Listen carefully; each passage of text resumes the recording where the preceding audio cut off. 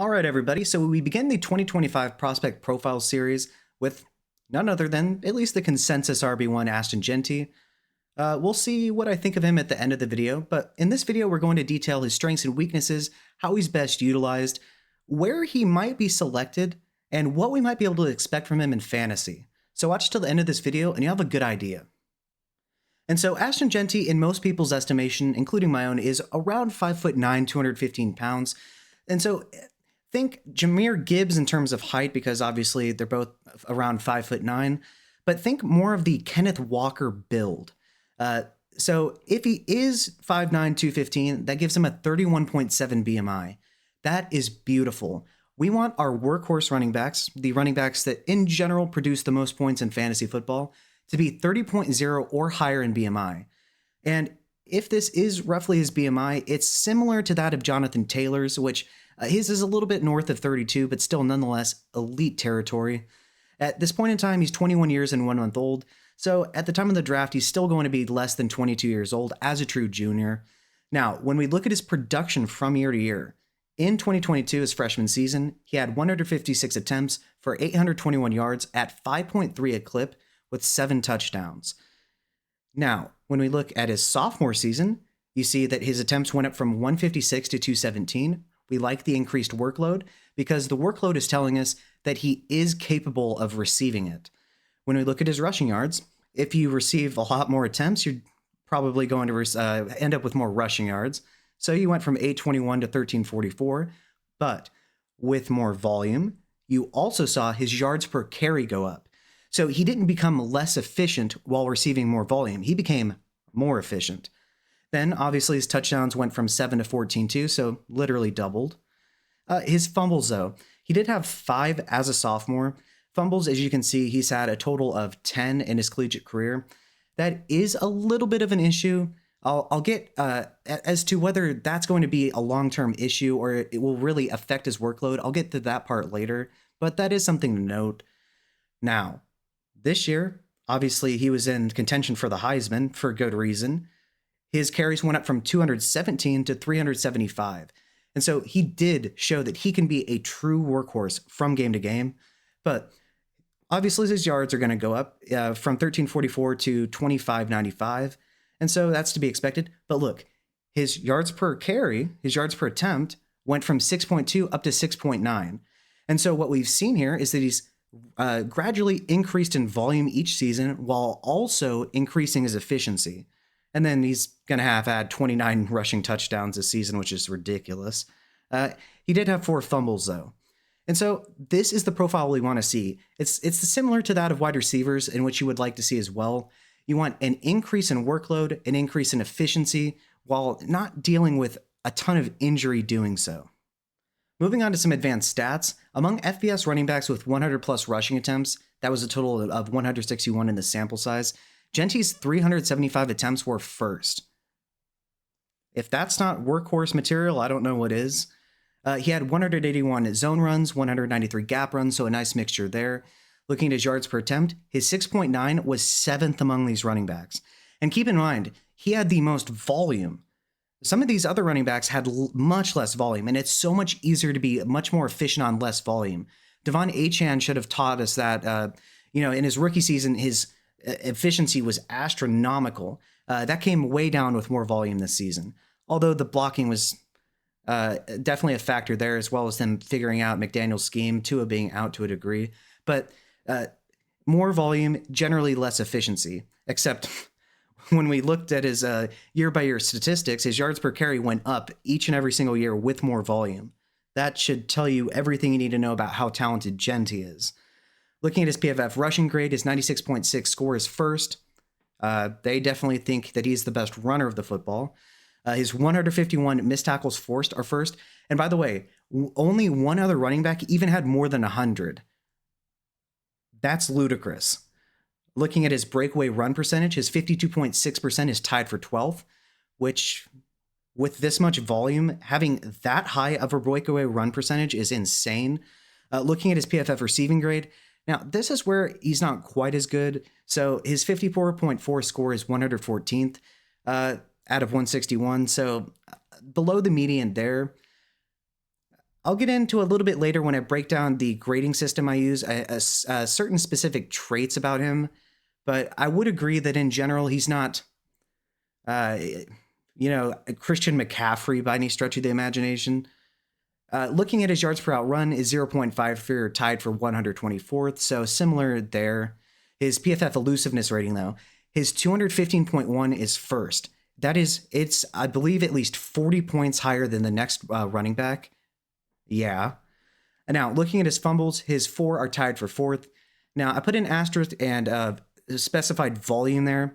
With more volume, you're going to have more fumbles.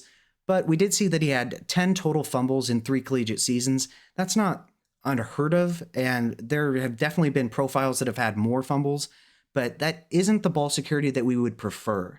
And obviously his 29 touchdowns were first. And so when we look at his yards per attempt, they were 7th. His PFF rushing grade was first. His yak per attempt was first. His missed tackles forced were first. His elusiveness rating was first. And his first downs of 120 were first. That's a lot of firsts. And I really think that shows you how talented he is as a running back. And moving on to Ashton Jeanty's grades. So once again, I think he's around 5'9", 215. He's a true junior out of Boise State.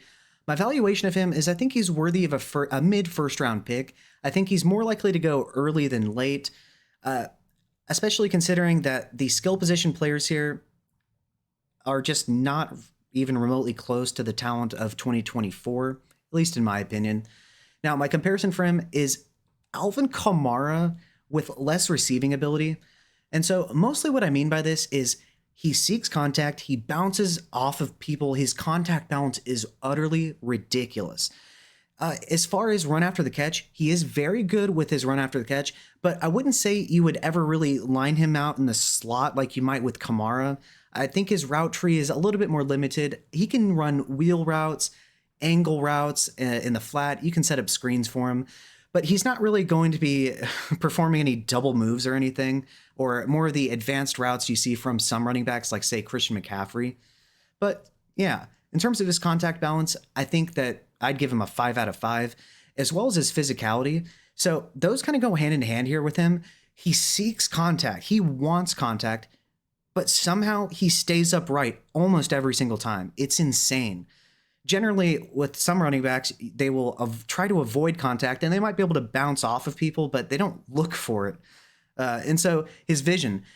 So sometimes he can be a little bit impatient, but for the most part, he's quite patient. And when there is a hole, he hits it nearly every time.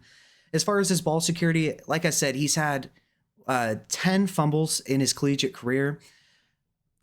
There have been worse profiles for sure, and I don't think that's going to be a detriment to him in the sense of I don't think he's going to get benched because of this. He's going to receive high-end draft capital, and he is supremely talented.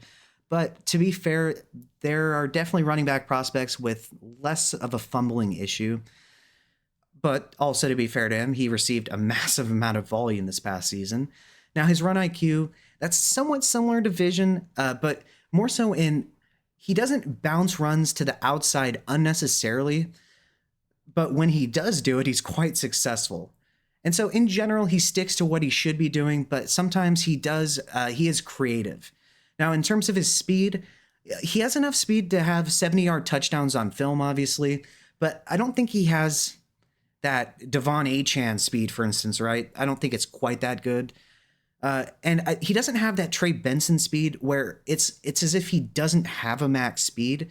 We have seen Jeanty clock out at over 20 miles an hour, so it's not as if his speed is bad, so don't take that as I'm discrediting his talent by any stretch of the imagination. His acceleration is, I'd give him a 7 out of 10 as well. It's very good for somebody with his compact frame, but once again, there are players like Devon Achane, Jahmyr Gibbs that just have this otherworldly acceleration.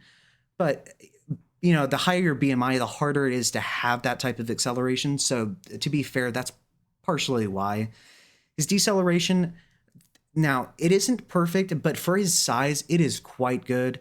You'll see him make a ton of moves in the open field. You'll see him give a hezzy move. His agility and his change of direction, 4 out of 5. I wanted to say 3.5 for his agility and change of direction, but I wanted to be fair to him because he is around 5'9", 215. it would be unfair to expect his agility and change of direction to be that of somebody like Jahmyr Gibbs, who's around 5'9", 200. And so for his size, it's remarkable. His catching, I'd give him a 5 out of 5. He's only had 3 drops in his collegiate career, so that's amazing. His route running, like I said, he can run wheel routes, angle routes, flats, screens, the general running back route tree, but you're probably not going to line up out in the slot or have him run double moves or anything. And so a 3.5 out of 5 is a solid score, considering that and his ball security are the only scores in which he's had that score or lower. Moving on to his run after catch ability. Once he catches the ball, he turns into the running back that you see when he's actually receiving a carry. He'll break multiple tackles, juke the crap out of people. No questions there. Now, his pass protection. So he gives his absolute all in pass protection. His hand placement can be a little bit sloppy, but that's going to be refined with good coaching. I have no qualms about that. He is an absolute dog. As you can see, 10 out of 10. And so in terms of his dog factor, why I think he's a 10 out of 10. He seeks contact, but not only does he seek contact, he keeps his contact balance. He trucks through people. He has a ridiculous stiff arm in the open field. And like I said, in pass protection, he gives his absolute all. And so that is the type of running back that is going to demand and command a large workload, along with his suspected give or take 31.0 or higher BMI. If he is 5'9", 215, that'd give him a 31.7 once again. As far as his analytics, not only did his yardage, and total volume go up each and every season, his efficiency in terms of his yards per attempted each and every single year as well as his touchdowns. So you see the linear progression upwards. That is what we want to see with basically every prospect.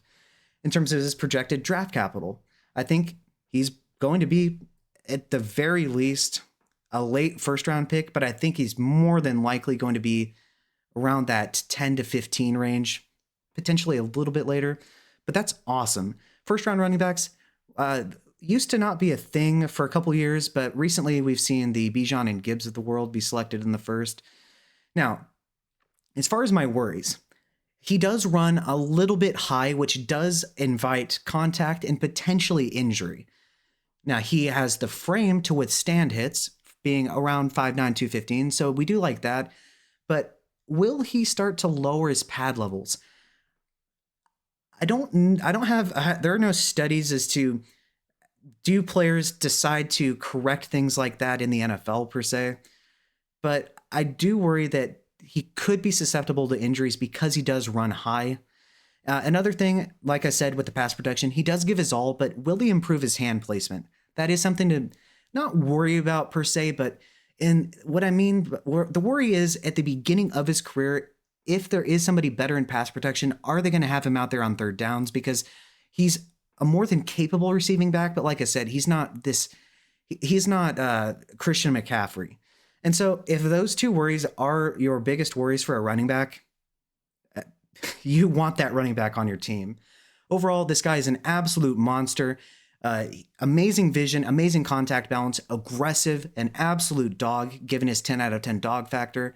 And in my opinion, he is absolutely a worthy candidate for the 101, regardless of if it's 1 QB or Superflex.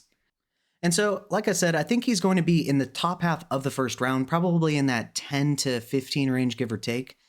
And so I wanted to take a look since 2020 at historical hit rates of first-round running backs. Now, keep in mind, not all running backs are the same. Some of these guys were definitely viewed as less or more talented coming out of college. And so in 2020, we had CH. Mahomes wanted him. He was picked 32nd overall. And so that draft capital isn't going to be, in my opinion at least, and what I'm projecting, nearly what Jeanty's is going to be. And as a prospect, I didn't grade CH. I wasn't grading players back then, but I did not think he was a first-round talent at all. I thought late second, early third. But anyways, in 4 seasons, he's had 1 RB2 season and no RB1 seasons. So that is a 0% hit rate in terms of RB1 seasons and a 25% hit rate in terms of RB2 seasons. Yikes. Well, we move on to 2021. Najee Harris and ETN were definitely more talented and higher regarded prospects than CEH. Najee went 24th, ETN went 25th. And so that is better draft capital, but that's just not going to be anywhere close to where I think Jeanty will go. In 3 seasons, Najee's had 1 RB1 season and 2 RB2 seasons. And so that's a 33.3% hit rate in terms of RB1 seasons and a 66.67% hit rate on RB2 seasons. Now, keep in mind, this is through the 2023 season. Etienne missed his rookie season with that Linsfranc injury, and so he's only had 2 seasons played, but he's had an RB1 and an RB2 season in those 2 seasons. So that's a 50% hit rate of RB1 and RB2, but in general, both have been useful assets between him and Najee Harris. Moving on to 2022, we didn't have any. Moving on to 2023, I think that Bijan and Gibbs are much better representations of what we might be able to expect from Jeanty. So Bijan went 8th overall. It made sense. He was a highly regarded prospect, a do-it-all running back, could be in the slot, had a 30.0 BMI on the dot, so he had the body to be a workhorse back. Makes sense. Now, did it make sense for the Falcons to draft him 8th overall? You can debate about positional value, but despite Arthur Smith doing his best to erase him from the game plan every year, or every game rather, he still had an RB1 season, and so that is a 100% hit rate. And we know that this season he was an RB1 as well. Looking at Gibbs, he was picked 12th overall. I know a lot of people criticize this. I love the fit. I did think it was crazy that they traded back and then traded up to select him, but I don't think anyone can argue with the results here. In one season, he was an RB1 rather, with a 100% hit rate on RB1 seasons. And this year, granted, Saquon sat out the final week, but Gibbs did finish as the RB1. If Barkley had played, you could definitely argue he'd probably be the running back too, but that's still awesome. And so in general, the earlier first round running backs here had a better hit rate. The 20 range running backs had a relatively good hit rate, not as high as the running backs that we've seen that were top 12 picks. And then CEH, while it's a sample size of 1 in terms of late first round picks, really has just been a complete bust. I think that is a very safe hit rate in terms of first round running backs. And so where would Ashton Jeanty rank among the 2024 class? As you can see, it wouldn't even be remotely close. He would be the RB1 by over 13 points. I liked Trey Benson as the RB1 this past season. It was mostly his athleticism, size adjusted. It was tremendous. His 4.39 40-yard dash at 6 foot 216 is really good. As far as Brooks, his production, once he finally got a chance, was much better than Benson's, but his athleticism, it really didn't even look close. Jalen Wright was more of an athleticism thing. Corum, I didn't like his speed, but his production was really good. Grendo's athleticism was out of this world. Lloyd's athleticism, Bucky Irving, his speed wasn't the best, but his agility was quite good. And so you'll notice that better athletes typically are going to receive higher scores, but in the case of Jeanty, not only is he a good athlete, but he's also a good prospect in terms of his analytics. In summation, I think Ashton Jeanty is going to be an absolute stud at the next level. I'm really curious where he goes. Dream landing spots would probably be Dallas, and Dallas. Anywhere else is fine too, but if he goes to Dallas, do you know how many points he's going to score?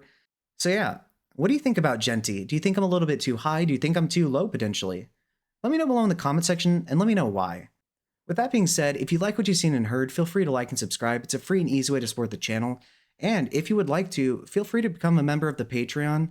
I'm going to build a community there where we're going to have private live streams. We have a private Discord where there's 2 separate chats, real life football and fantasy football. And I'll give you help with your fantasy teams, give you specific advice based on your league settings, trades you might want to make and the like, and general strategies for roster building as well. And so if you'd like to become a member of Patreon, feel free to. Otherwise, I hope you have a good day. Thanks.